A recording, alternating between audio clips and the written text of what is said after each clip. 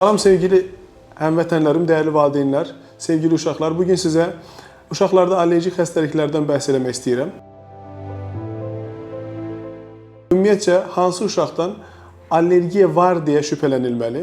Əgər sizin uşağınızda dəridə təkrarlayan, zamanla artıb azalan qızarıqlıq, quruluq, qaşıntı varsa, hər hansı bir qida maddəsindən sonra dəridə qızarıqlıq, qusma, öksürək, ishal kimi şikayətləriniz olursa, hər hansı bir dərmandan sonra yenə bənzər şəkildə dəridə qızarıqlıq, şiddətli dişkinlik, qaşıntı şikayətləriniz varsa, uşağınız tez yorulursa, tez tənginəfəs olursa, tez-tez xırıltı, xışıltı əlamətləri görülürsə və tez-tez hapşırıq, burun qaşıntısı, burun tıxanıqlığı kimi şikayətləriniz olursa, bu uşaqlarda allerji xəstəliklərdən şübhələnilməli və pediatrik allerji immünoloji uzmanına və pediatrik ixtisas həkimlərinə müraciət edilməlidir.